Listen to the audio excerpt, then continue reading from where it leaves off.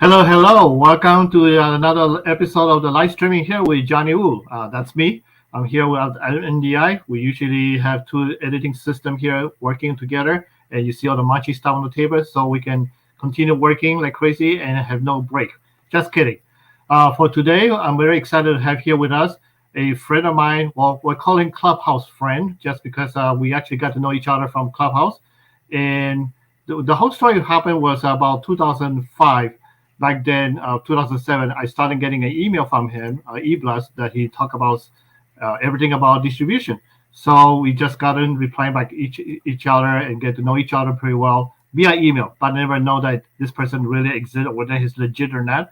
Sometimes you get all this email, you just think that they may be just trying to scan you or whatever. But when we started going into Clubhouse last year, he popped into one of my room and we started talking and just like, oh my God, this is the same guy I've been chatting with via email many years ago. So without further ado, I'll present it to Jerome. Welcome, Jerome. Welcome. Hello. Thank you. Thank you for being here. I don't want to take the time away from you, but I just want to let everybody know that if you have any question, please type in the on your comments, and then we will make sure that he can answer them as much as he can. And also, you can post it here on YouTube or Facebook, and we'll highlight your question and then make sure that he can answer you. For important information, it will take probably about 5 to 10 seconds before we see it because of the bandwidth and internet, this and that. So, Jerome, tell us a little bit about yourself, please. Sure. Well, great introduction, Johnny. Yes, I've been actually teaching and consulting on distribution since fall of 2006, but I really got seriously started in 2007. I kind of backed into this arena because of my own journey with my own film and then helping some colleagues just as favors.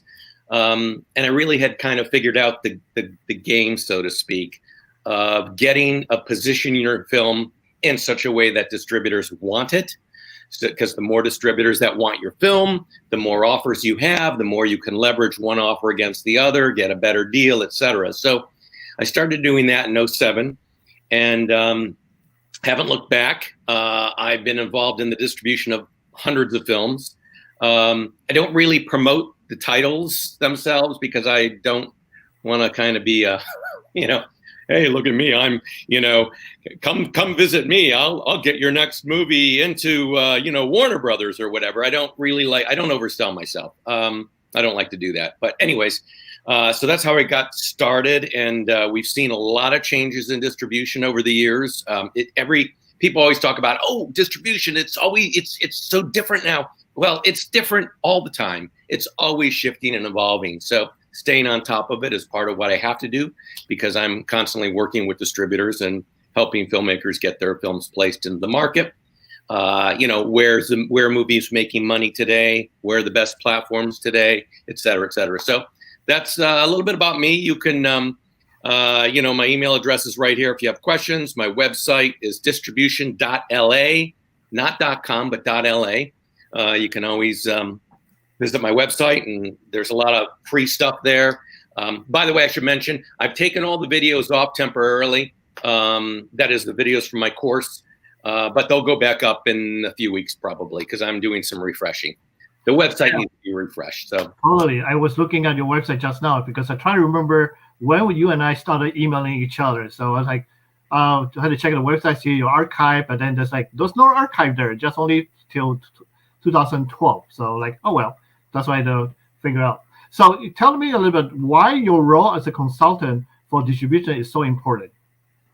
I guess there's a couple of reasons. One is that most producers and directors are not inherently business people. They got into the business to be creative, to create content, to create movies, documentaries, etc. So there's a lack of knowledge with most producers and directors about how to play this part of the business. I say play. Sometimes I'll refer to it as a game. It's not a game, but it's, I just refer to a lot of things in life as a game, the things we're engaged in. So it's complicated. It's not brain surgery though. And things are always shifting and evolving. So And then there's also, so there's that aspect that I'm, able to really help people navigate what they want to achieve based on their goals. And then also, well, not only the evolving marketplace, but a lot of directors and producers don't really want to be picking up the phone and pitching distributors. They don't know who to go to, who might want their type of film. They may just be not comfortable doing it. How do you, pick up the phone and call someone? Right now during the pandemic, nobody's in their offices. So, either you have to have their personal number to call them, or you can email them. And the email, if you're emailing them, that we can talk about that if anybody has questions. How do you email a distributor is really important. What you say and don't say. People like to write long emails when they're pitching. No, that's kind of a no-no. Don't do that. Keep it short and brief and sweet. So there's a lot. So, and yeah, so I think those are the main reasons why it's so important today. I guess, Johnny, and not go too long on this, but there's a lot of people like to use producer reps, right? A lot of people will hire producer reps. I'm not a big fan of producer reps for a number of reasons, which maybe we get into later, but they kind of serve two masters, right? They're not a producer rep. You're paying them a certain amount of money usually and a percentage of your film to help your film get placed into the market. But they're serving two masters. You're one of the masters, but distributors are the other masters. So when you get an offer and a producer rep says, hey, I got, so-and-so's interested in your film, they're not going to fight for the best deal for you. They can't. They don't feel they can because they don't want to piss off the distributor by pushing too hard on the distribution fee percentage or the expense amounts in the contracts and stuff. Right. And I'm not like that. I'm going to push for the best. If I'm helping someone, we're pushing for the best deal. I'm not worried about stepping on the distributor's toes or getting them pissed off at me. I don't care. We want to get the best deal. And in truth, distributors do generally respect a certain amount of negotiation. Great. That's great. That's great. We got already 3 questions here. So here's one from Daryl. I posted on the screen right now. He basically asked, should I use an attorney to shop my script or content to distributor or an agent? Okay. So, well, okay, so we're talking about a script and not a completed movie. There are a couple things to keep in mind when you shop a script to a distributor. Well, first of all, a lot of distributors, there's a lot of lines blurring today, right? Streamers are distributors now, right? Amazon's a distributor. I mean, everybody's a distributor.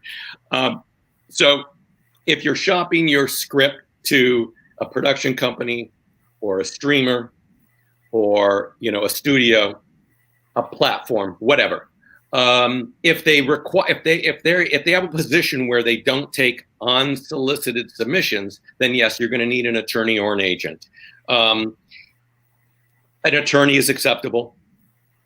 Agent, obviously an agent's acceptable, but if you don't have an agent, an attorney, you're going to pay the attorney their hourly fee or a couple hours or whatever to do it. They'll do it. I mean, if an attorney will do it, they'll do it. And that's acceptable to them. If it's not a company that requires you to have submission by an agent or an attorney, then you can submit directly. They might want you to, sign a submission agreement because they don't want to get sued down the road because maybe they produce something that's similar to your script. So that's to keep in mind. So I'm answering this question based on on an unproduced movie or documentary. And what about if it's some movie that you already made that you want to? Do you need a attorney to go with that or an agent? No, thank you, Johnny. So if the movie is done, the documentary is done, the TV series is done, whatever, TV series are a different animal, and I'm not a TV series expert. That really is a whole different animal. But movies, full-length documentaries, you do not need an attorney or an agent to submit. And this is a misunderstanding among a lot of filmmakers out there. I see this at some of the Facebook film groups. People saying, And as a matter of fact, I just heard from one seminar at the recent AFM that somebody said, could be wrong, somebody said that someone on the panel of distributors said, don't submit your completed content to us. We won't look at it unless it's through an agent or an attorney. That's just not true. Absolutely not true. There are over 500 distributors out there. Could there be one that is like that? Sure. Two, maybe. But most of them, no. They want to see the content. They want to know what you have. They don't want to miss the next, whatever, Blair Witch or Juno or Paranormal Activity or Little Miss Sunshine or whatever you've made that might be brilliant. They don't want to miss it because that's millions of dollars. It's their job to find good content to release. So he also have a follow-up question here. If he emailed a film short and one sheet, is that outdated? Well, so my question, Daryl, would be back. So Daryl, film shorts. I don't know. Okay, so is the film short a concept for a feature film? Is the film? What do you want to do with the film short? Because film shorts are not known to really generate a lot of money for filmmakers. They're experienced. They're getting your feet wet, making content. They're calling cards. They're proof of concepts. There's a lot of things that shorts can be and do, but there are some platforms that take short films and will put them out there. There's a shorts TV channel. For anybody who might not know that, there's an actual channel. I have it on DirecTV. It's on some of the cable systems, but so I don't know what you're wanting to do with the short. It's if you're sending a short to, I don't know, a distributor, a kind of a regular distributor, not a platform that will program shorts. I mean, what would be the point of that? I don't know. All right, here's a question from Jason, TLDR filmmaker. What genre of film do you feel have a higher chance of being picked up and distributed? Okay. Hope this isn't disappointing too many people out there listening, but it's kind of the tried and true. It's your genre films that are of most interest to the majority of distributors out there. That's horror, thriller, supernatural, sci-fi, anything with blood, guts, violence, scares, stuff like that. That doesn't mean that you can't get placement with other types of films. I will tell you right now that I'm working with a team of filmmakers. They made a very good comedy. It's funny. It has some name talent in it. Not big names, but, I don't want to be insulting, but B minus talent, C+, some C+ and B- talent. So if I were to say their names, you'd all go, oh, I know who that is, right? We're getting turned down by a percentage of distributors out there because they don't want to handle comedy, even with some low-level name talent. Now, it will make money. The movie we do have offers on the table. But the problem is that with a lot of these distributors, they want to make the most money possible. So to make the most money possible, it's the tried and true genre stuff. And so there's a lot of distributors that's all they want. That said, Johnny, there's a lot of the platforms today, Tubi TV, IMDb TV, etc. They want a lot of content. So they're not going to be as like, if it's a drama, they're not going to say, no, we don't want dramas, right? There's a place for it. There's a place for all content. Cool. Well, we have just a couple more questions here now. Court here got a question. Hey, Court. Can a low budget, no name film makes money going through traditional distributors, assuming you work with an honest one, or you are more likely to have more money with do it yourself like Film Hub? Okay. Court's gonna put me on the spot here.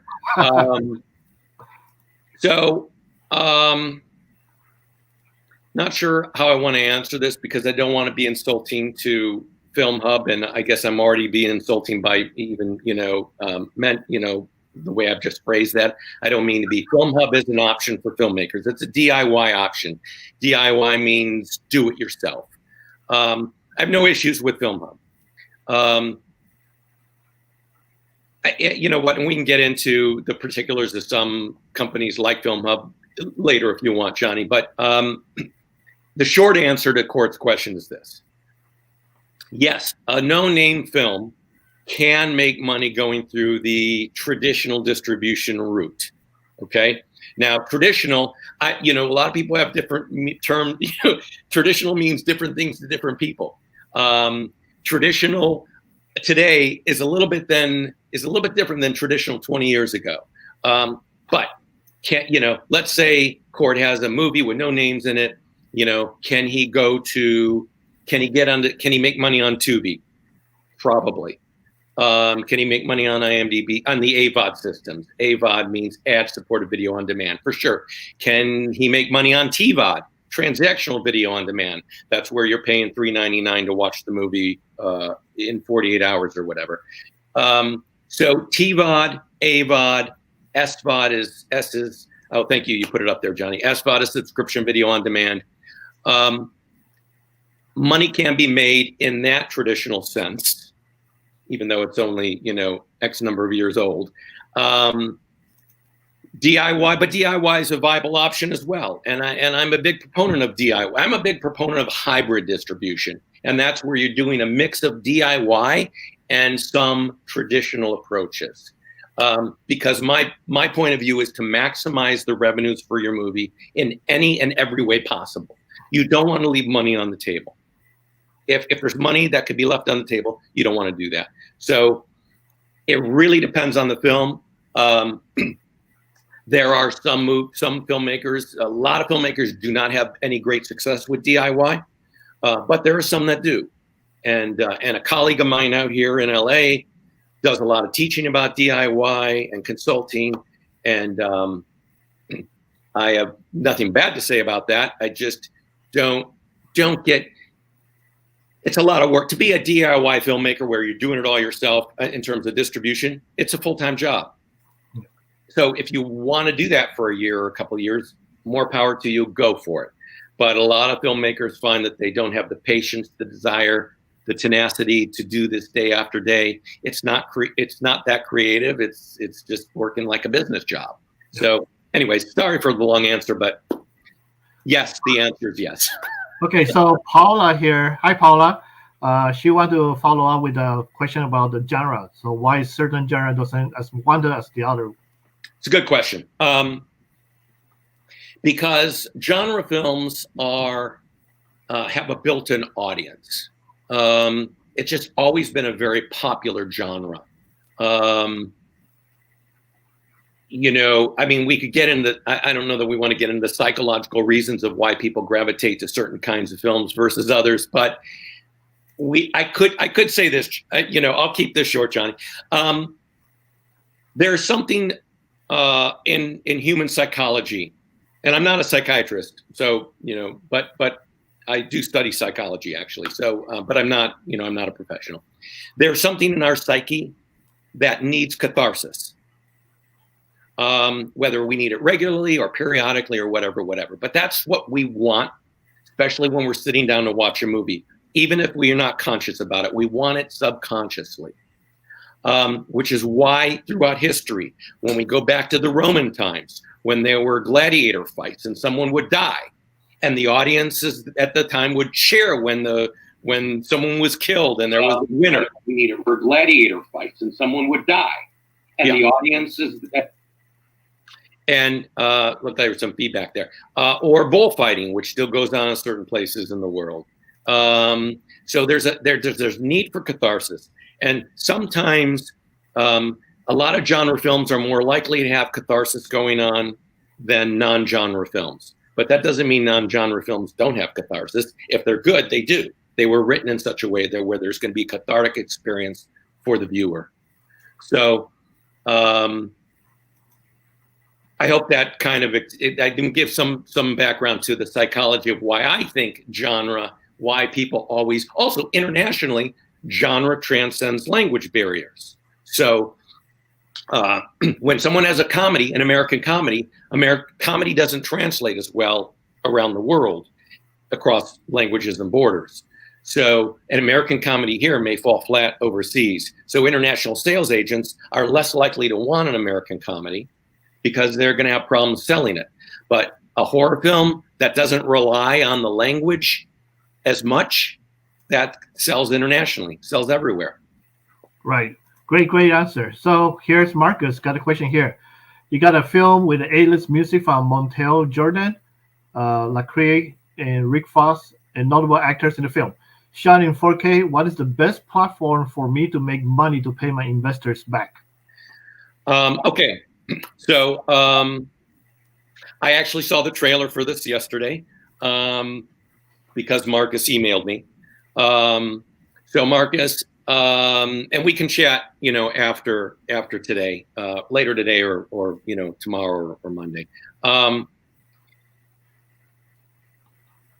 I would say that you're probably going to do best on AVOD, but you might be able to, generate income on TVOD, transactional video on demand. Subscription video on demand. Okay, and that's, and it's up here at the bottom of the screen again. Would Hulu want to license your film, or Amazon licensing? I mean, you can get on Amazon, but Amazon also has a licensing department that will license certain films like Hulu or Netflix. I'm not sure that your title would get licensed to Netflix, Hulu, or Amazon. Maybe, maybe not. I haven't seen the movie. But AVOD is doing really well for certain types of genres, certain types of films. And I know for a fact that you're going to make money on AVOD for sure. Whether you'll make money on the others or not, I don't know. And you'll test that out, assuming you get with a good distributor who isn't going to rip you off. All right, so here's a follow-up question about this one. So how long would he take, how many years before he actually can see some money back? Well, as soon as he goes into distribution, depends on his launch point. And, Johnny, I talk about that in Clubhouse a lot, the launch point. What are you doing? Did you get a licensing deal, an exclusive with someone, and so they're going to have it for a period of time? And if that's the case, you're going to see money right away from the licensing deal.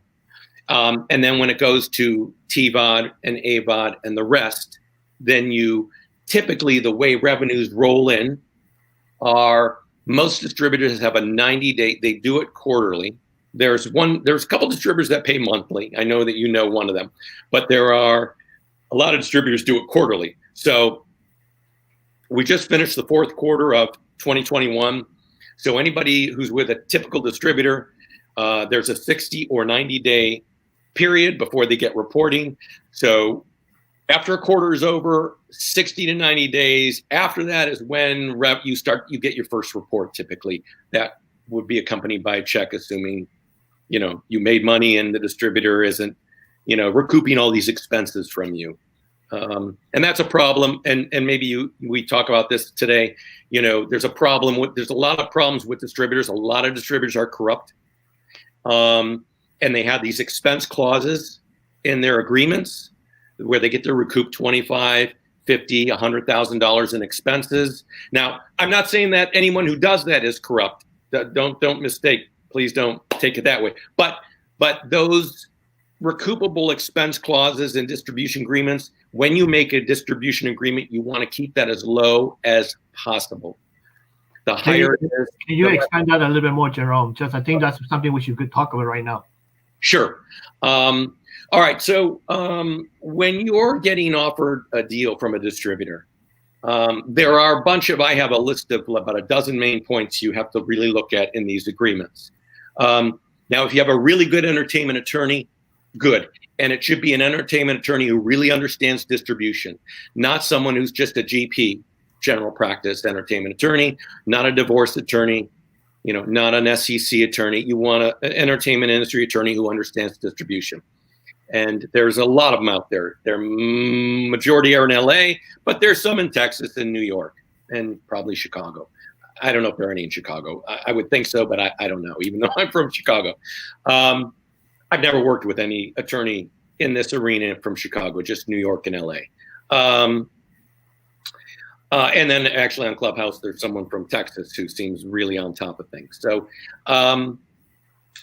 so there's a bunch of main points, okay? And one of them is, what are the expenses that the distributor is going to claim in the deal, in the contract? So sometimes there's these paragraphs that are called recuperable expenses or expenses. And you have to look at that. And you've got to really go through that with a fine-tooth comb, or do it with your attorney. Or you know, I'm not an attorney, but I actually do a lot of this. Before a contract goes to an attorney for redlining, I will often review deals with clients to say, I like this, I don't like that. The attorney should address this, the attorney should address that. And you know, have your attorney go through it as well. But I will look at main points. And I want the expenses, I want caps on expenses, okay? If there are no caps on expenses, you're gonna get fucked. I promise you. Sorry for my language, but you're gonna get screwed. So there have to be caps on expenses, and then they need to be as low as possible. I have seen contracts where there's $100,000 recoupable expenses, that they can recoup $100,000 in expenses. Are you kidding me? Unless you have Brad Pitt in your film or George Clooney, where they're really going to spend a lot of money and really push it out there, that's just a profit center for them, and you're never going to see any money. If it's $25K, you can still see money, but I would try to negotiate that down as best you can. I like it to be down to no more than 5,000, or even down to zero. Zero. There aren't a lot of distributors that are at zero, but as low as possible. And if they want to go over the amount that's specified, they need your written approval. Okay, so that's one way to hold distributors accountable and keep them honest, or keep them on their toes with you. It's just a place where so many people get hurt. And I'm not saying this to scare you guys out there who are listening. It's not something you have to lose sleep over when you get into distribution, but you've got to go into it with your eyes open. You've got to read the contracts yourself and understand what's there, and then go. And then if you're a client of mine and I'm working with you, we'll go through the main points, and I'll tell you what I like and don't like. Sometimes I'm negotiating on behalf of a filmmaker. The distribution fee, if it's 30%, I'm going to get that down. If there's expenses, I'm going to try to get those down. If I can't get them down, I will advise you to walk away if I think they're too high. I had a situation this past fall where they were really, we had a couple calls with the distributor on this, and I was doing the negotiating because the director was not real experienced in this realm, and they were pretty solid on not decreasing their expense limit. And they didn't want a performance clause. And I guess we could get into that, Johnny, if you want. They said, we don't do performance clauses. This was for an international sales company. And I said, look, and I had the filmmaker's approval, who was on the call with me, to be sure I could say this, because I don't want to torpedo anybody's deal. So we cleared ahead of time. I said, look, if we can't get the expenses down and they won't allow a performance clause, then I think we need to say on the call, we're going to walk away. Then we have to walk away. And the filmmaker approved that. And that's what we had to do, because they were really not moving. And after we said that, and I meant it, but in a nice way, right? You don't want to be rude to people. I said, look, if we can't come to some kind of agreement on this, where this agreement's going to be fair for everybody, not just you guys, but for us, we're going to have to walk away. So, can we find compromise here? And that's what got them to move. Literally. They were like, okay, well, what would you like? They actually asked me that, well, what would you like to see? And I told them. And they said, okay, let us go back and talk to the boss, the president, and we'll get back to you. And you know what? They moved. And we reached compromise on these very points that they said they wouldn't compromise on.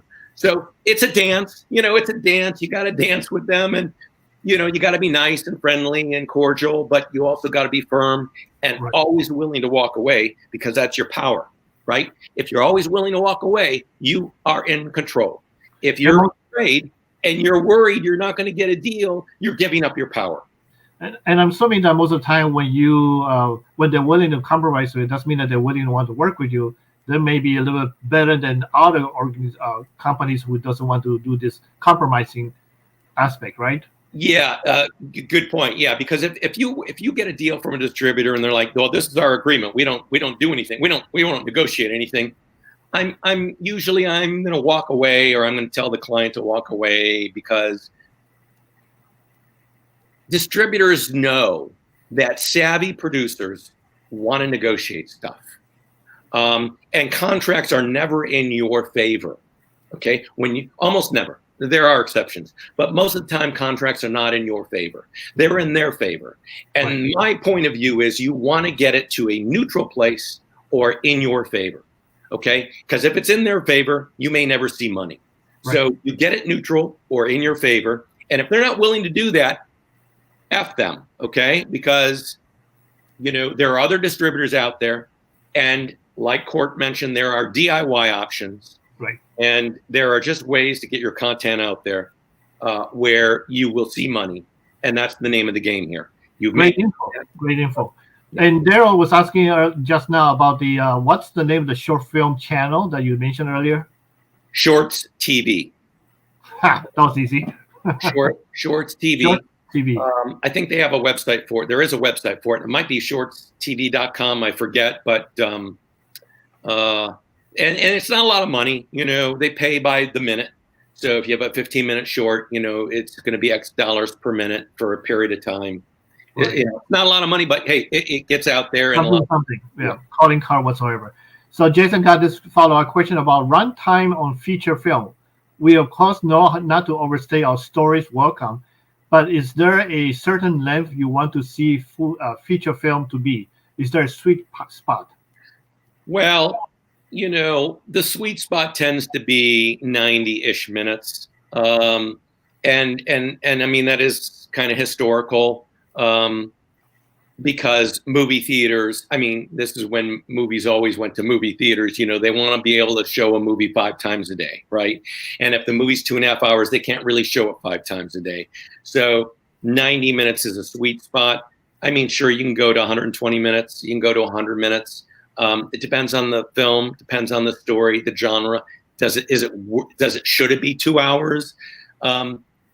I hear complaints from people all the time, colleagues, I'm sure you guys do too, that they have to sit through another 2.5 hour movie, they're going to scream. 2.5 hours is a bit too long unless the movie really, look, not to get political here, but I really love the movie Don't Look Up that came out recently. Okay. And Don't Look Up is not 2 hours. It's like 2.5 hours. But you know what? I wasn't bored. I didn't look at my watch. I was fine. So I don't hate 2.5 hour movies. The Godfather's almost 3 hours, I mean, or 2.5 hours, whatever it is. That's a long time. I don't like to pause and go to the bathroom and come back. So, hey, that's me. Yeah, right. Well, then you could always, just take for a bladder, True, I can do that. But look, so anyways, 90 to 100 minutes, if it's a documentary, I really tend to counsel not more than 90 minutes unless you're a Michael Moore. Because Michael Moore is just kind of, he's in a class of his own. They feel more like regular movies than documentaries. True. Now we have Scotty here. He wants to know about any reputable theater booking brokers for independent filmmakers. There are a number of theatrical bookers out there. I don't keep a list of that. It changes over time. I tend to, in my teaching, in fact, I have an article at my website about DIY theatrical. It's called DIY theatrical. So people can go to the website. It's on the left side column under free stuff, and scroll down to the bottom, and you'll see something that says DIY theatrical. I tend to teach people to learn how to call theaters themselves even the chains, and pitch them directly. You can use a booker. They're going to charge you a certain amount of money. They may charge you a percentage of any revenue earned. So they are out there. I've never used one. I did speak to a few years ago before I really learned how to do it myself, and I didn't. It's another gatekeeper, right? They have to like your film to want to work with you, and then if they like your film, then they're going to tell you what they charge. And I was like, no, I'm just going to call myself, and and if you call theaters yourself, just put on your business hat, and you want to sound as professional and business oriented as possible, because all they care about is butts and seats.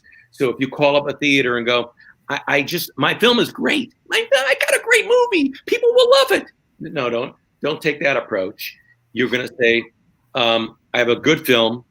I know what the demographic is. Maybe you even tell them a little bit about the demographic. And you tell them a little bit about your marketing. And this is how I'm going to market it. This is the kind of money I'm going to put into it. And they're going to love you. I mean, they're going to go, great, let's take a look at the film. Because you sound like you know what you're doing, and you sound like you know how to get butts and seats. That's all they care about. Right. Eric, I got a question here about the, let me see if I can find it first. Okay, here we go. For filmmakers without a significant body of work, what is the reasonable cap? I believe this is she's talking about the expense cap, right? Does it really matter, or does it based on filmmakers' experience, or it's more about the content? Erica, what do you mean by cap? Are you talking about expenses? Yeah, because we talked about that earlier, about the expense cap. But is she talking about expenses here? Right. Pretty sure that is, but we can come back to it. Erica, give us a follow-up question so we can see how we can answer you for that. So while we're waiting for people to answer the question about that, so I got one for you. Yeah. What are some of the mistakes filmmakers make when doing distribution? There's a lot of them. And so how about the top 5? Yeah. So the way that we as filmmakers and producers need to look at distribution is there's a big field in front of us, and it's filled with landmines. Really, it's filled with landmines, and you've got to navigate your way around all these landmines so you don't get blown up. And if you get blown up, that means you're never going to see any money because you made a bad deal or you got with a corrupt distributor. So one of the biggest mistakes is filmmakers who get a contract from a distributor. I call this filmmaker fatigue. This might be the number one mistake. Filmmakers and producers are not immune to filmmaker fatigue. They've been on a journey that's been a year or 2 years or longer. They're exhausted. They just want to get it out there and move on with their life. I get it. I've been there. I've been there more than once.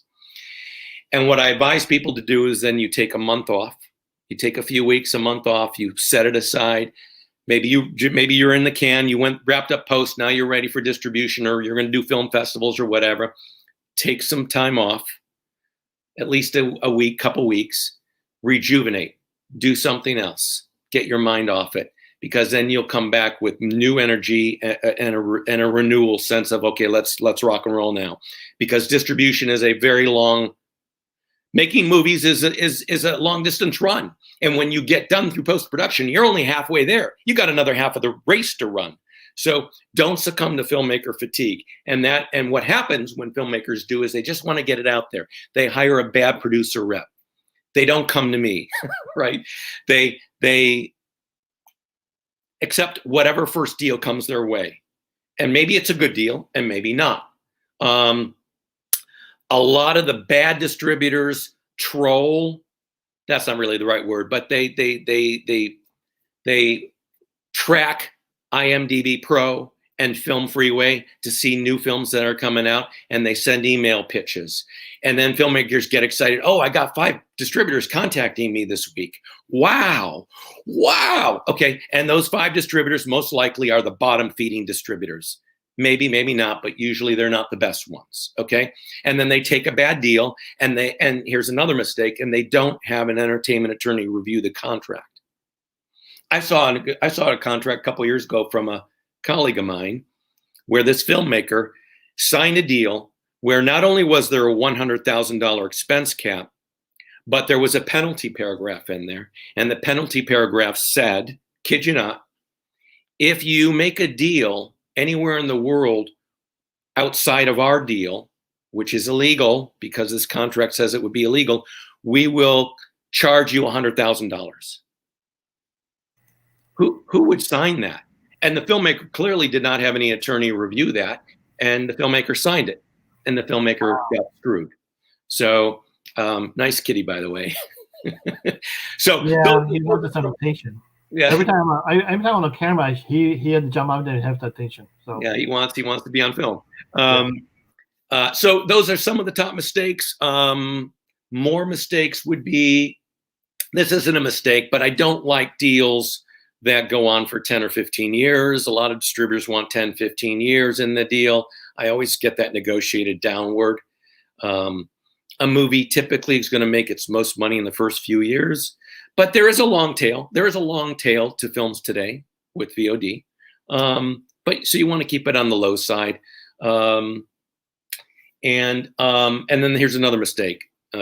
It's this is my opinion only, but a lot of filmmakers will make worldwide rights deals. And I'm not a big fan of that. And I'm not saying don't ever do that, but there are two major markets for movies: domestic, which is US and Canada, and international. And if you make one deal for the entire world, then most likely that distributor is going to cross-collateralize your movie profits against losses. So maybe it makes money domestically, but it doesn't make money internationally, and it loses money internationally because they have expenses. And now the profits from domestic are, set against the losses internationally, and then you never see money. So that's a lot. I mean, one of the things that's happened today is most distributors want worldwide rights, and I fight against that. And usually when I'm working with a client, I will tell the distributor up front, if it's an international sales agent, I don't know if we should get into distinctions here, but if it's an international sales agent that sells worldwide and they want worldwide rights, I will say, no, we're only looking for international. We have someone else for domestic. So I bifurcate those rights almost always. Very rarely will I look, if somebody wants your worldwide rights and they're willing to write you a big fat check as an advance, okay, then maybe you do that. Okay, because you're getting money right now. But if you're not getting an advance, I don't see the benefit, because most international, this gets in the weeds, Johnny, but most international sales companies, all they're doing with your domestic rights is they're farming them out to someone else. They're not doing it directly. They're giving it to a domestic distributor. Well, you can do that yourself. So if they do that, if you get worldwide, they're getting a piece of your domestic besides the domestic distributor. So it just eats up into your revenues. Yeah, good point. So we are actually another 15 minutes before we end this live stream. So if you guys are going to throw your question in, I'm going to be a little bit more selective. But now I had one from Daryl that he actually asked, can you share your content to different platforms and have a showing on different ones at the same time? And the follow-up with that is this: do you think streaming is the wave of the future versus getting films in theaters? All right, let me do the first question first. Can you put that back up, Johnny? Sure can. That'll be $10. I can look for it right now. So there you go. Oh yeah. Okay. So today there are maybe a dozen VOD platforms that are the big, I call them the big boy platforms. They're owned by the major companies. So there's about a dozen of them, more or less, that are the big ones. And you want to be on as many of those as possible.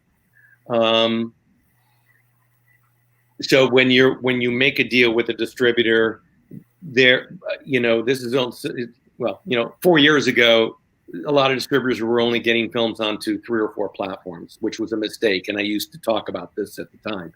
Now they're pretty much getting on most of the major platforms. And your film should be on most of the major platforms because everything's so fractionalized, that, people watch 2 or 3 and someone else watches another different 2 or 3 or whatever. So you want to be on as many as possible, the big ones. And the big ones meaning Amazon, Vudu,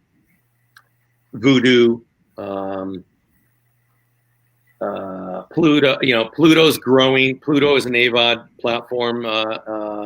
Pluto's growing. So, the AVOD, you want to be on the major AVOD platforms, okay? And the major ones are Tubi TV, IMDb TV, and Pluto. And there are more. There's the Roku channel. There's Zumo. There's Peacock. So there are more. There are a bunch of them. But what I'm seeing, because I see revenues from a lot of movies, the Roku channel is growing because they bought a library last year, or maybe it was the first year of the pandemic, and they have a lot of content that's going out on the platform. So more and more people are becoming aware of the Roku channel. So anyways, you want to be on as many as possible. So, and to get to those most of the platforms require an aggregator or a distributor. So whoever you make a deal with, they should be getting you on as many of the platforms as they can. So I hope that answers that first question, Daryl. In terms of the wave of the future, I don't love prognosticating about the future because everybody's always wrong. Everybody's always wrong about the future when it comes to the movie industry. Back in, no one's going to remember this, back in 08 or 09, a very well-known marketing person with one of the studios made huge news by saying the indie film is dying. The sky is falling for indie film. It's dying. And I remember hearing that, yes. You remember that? Yes. Yeah, and that was such bullshit. And when I heard it at the time, I told everybody, don't listen to that guy. He's full of shit. It's bullshit. Come on.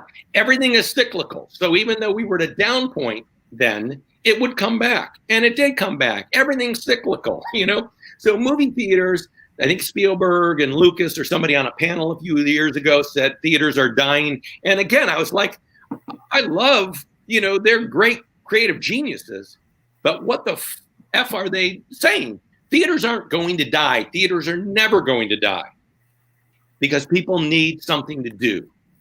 Teenagers need something to do. They can't go to a bar at 17, but they can go to a movie with their date. A very good example would be Spider-Man No Way Home. What's that? Right? Spider-Man No Way Home did really well in the theater. Exactly. People don't want to sit at home 7 days a week watching content on their TV, their laptop, or their iPhone. They don't. They'll spend a certain amount of time doing it. So we don't know. No one knows what the life of will the theater, once the pandemic is over, will things go back to normal or as they were? Maybe not. There have been some changes. For instance, the window from theatrical to VOD has shortened because that happened recently with the parties agreeing to the shortening of the window.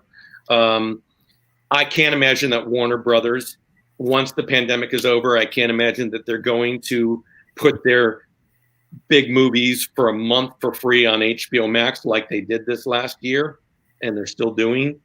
I don't know that they're going to do that. Maybe they will. Who knows? Disney Plus, will they continue to do that? Maybe not. We don't know what their bottom lines are when they do this. There are calculations. For instance, there are calculations by Warner Brothers about subscribership for HBO Max, which has a value to it, and a monetary value to it. Disney Plus, to see Mulan or whatever, you had to be a subscriber, and then you had to pay for the film too. So that might be a model that we'll see more of going forward. Hard to say. But streaming, VOD, is the big thing today, and that's not going to change. I don't believe that will change for a long time. Okay, great. Thank you. So I'm gonna have this question up. Then I'm gonna ask 2 more questions for you to answer from me, and then we have the end of the the live stream here. So thank you everyone to watching this and listening to us. I have the Jerome contact information right below on the screen scrolling, so you can know how to reach out to him. And we're going to talk a little bit about his. He has a series of programming training that he can provide. Before that, Anjali had this question quickly: what if we are trying to distribute a scripted series? Okay, this is a tricky one, and I will tell you, as I said early on, my expertise is in movies and full-length documentaries and placing them into the market, and with the right distributors and the right strategies. And you know what, Johnny, I haven't really talked about strategy once a movie is in the marketplace. Maybe we could touch on that for a moment after this. Sure. But so TV series are not my expertise. I think that if you've made a TV series, like if you've done 4, 6, 8 episodes and they're already in the can, you shot them all. You know, if you have a direct relationship with any of the streamers or the networks or the cablers, you know, you could pitch them directly. If you don't, I'd seek out an agent for that, or you know, just be innovative and try to find them. You know, find out who the acquisitions people are and contact them. There is a lot of discussion, especially on Clubhouse, about, well, if you want to make a TV series, should you film it first and then try to get it sold, or should you get somebody interested, get Netflix or somebody interested at the get-go? I tend to fall into that category of wanting to get, like, if you want to aim for a streamer to stream this, to get them involved early on, because then they have skin in the game if they're going to get involved. If you're relying on license fees after you've completed it and you want to sell it, you know, if it's great, maybe you get the right license fees or the right offers. And if it's not great, if it's just okay, maybe you don't. So there's a risk to filming the entire thing. I have a client right now who I'm working with on his movie, and he is maybe going to have funding for a TV series, and he wants to just go shoot the whole thing. And I did say to him this week, I said, well, I would maybe you shoot the pilot, but I would then, if you want to shoot the pilot, but maybe you solicit interest at the get-go, because then a streamer or Netflix, whoever is involved, and they feel like it's partly theirs, and you're going to get support, and they're going to fund it or co-fund it, and it'll go out there, it'll get on the platform. So that's kind of where I'm at with TV series, but again, not an expert on the TV series. Sorry. It's all good. It's all good. I mean, you have given a lot of information here, and my cat is just being funny. Let me say something about marketing. Sure, let's do that. Make it like about 3 minutes. Or less. Yeah. Okay. So the thing about working with a distributor or a DIY approach, marketing is the be all end all. It really is. I mean, you can have a mediocre movie, and if you market it well, you'll make money, right? And if you have a great movie, you need to market it. There are a lot of obvious reasons why you want to market. First, a lot of distributors today are not doing any marketing. That's kind of gone out the window. That's a big change that's happened over the past decade. They collect content, they aggregate content, they put it out there, and whatever happens, happens. Okay. So don't rely on your distributor to market your film in any major way unless you have A-list talent in it, or A- list talent. Okay. So you got to do it. Or your team has to do it. Or, have some kind of budget so that you can do some marketing. Because the old adage, remember the old adage, and it came from the movie The Field of Dreams. If you build it, they will come. Okay? If you build it, they will come. And that was the prevailing view among filmmakers for a long time after that movie. I'm sorry, that's not true anymore. It just isn't. With the democratization of movie making, with the democratization of viewing, content and distribution and what's out there. If you build it, they may not come. So you gotta tell them it's there. You gotta sell them on it. You need the three biggest things you need to generate sales, in my view, are the movie needs a good title. The better the title, the better you catch people's attention or imagination. A great poster and a great trailer. And 99 out of 100 trailers that 95 out of 100 trailers that I see from independent filmmakers suck. They suck. They're horrible, or they're mediocre. And the filmmaker thinks they've made a great trailer. And I don't like to be the bearer of bad news, but I will be honest. I'll say, look, I'm from Chicago, so I'm honest. I'll say, look, it's mediocre. If you don't want to change it, that's up to you. But it's not going to generate what you think it's going to generate.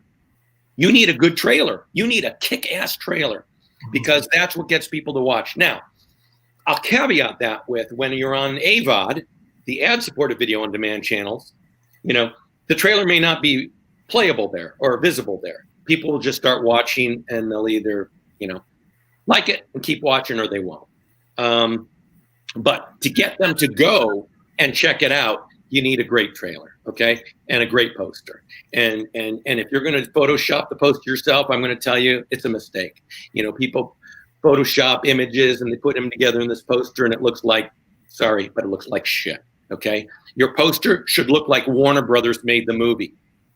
Seriously, I don't care that you made it for $10,000, the movie for $10,000. If your poster doesn't look like a studio movie's movie, a studio's poster, people have, they're not going to pay $3.99. If it's for free, they may watch it on AVOD, but they're not going to cough up $3.99 if your poster sucks. Yeah, it's not. So you've got to have good tools. You've got to do marketing. The cheapest form of advertising today is on Facebook. Now, Facebook may not be the demographic for your movie. If you've made a movie about Gen Z or millennials, you're going to need to use Instagram and TikTok and other things. You could still use Facebook, but, Facebook there's a lot of Gen Zers and millennials that are not on Facebook. Okay, so you got to know where your audience is, and you've got to do marketing. Great. This is wonderful information. I hope everybody's learning and understanding how this marketing works. Marketing is you never stop. Like, after you finish the movie, you still have to go do the distribution part, marketing part, and so on and so on. There's a lot of work. So don't get discouraged, because this is something that we as a filmmaker will eventually become a better filmmaker by understanding the process of distribution, marketing, and so on. So I know that we haven't talked about this yet. You do have a series of DVD training series that you are available. You want to talk a little bit about that? Sure. Yeah. So at my website, and anybody who goes to my website, sorry, I have got to update my website. I've got to, modernize it, but and change some things on it. But I have a program that I created. It's called The Secrets to Distribution, The Secrets to Film Distribution. And it's an 18-hour course, of which, the majority of the material is evergreen. Evergreen meaning it's not dated in any way. People ask me that. When did you make the course? What is it still current? It's most of the material is evergreen. The things that change, and there are things that change, the way I designed the course to be mostly evergreen.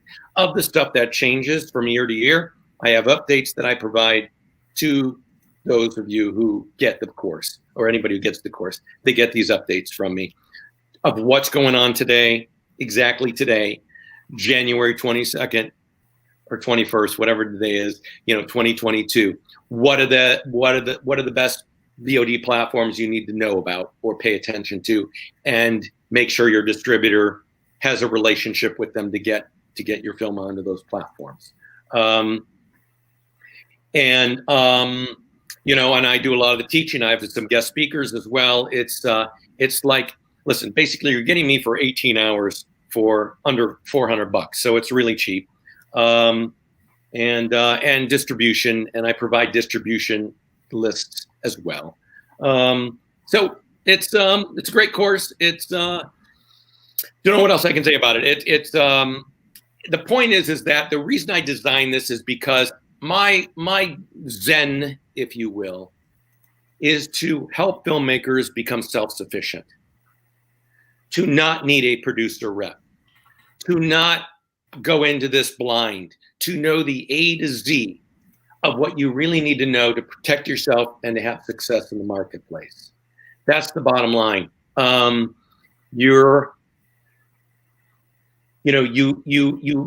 want you not to, I want you to learn how to fish. I don't want you to have to go to people all the time to eat. I want you to learn how to fish and farm yourself.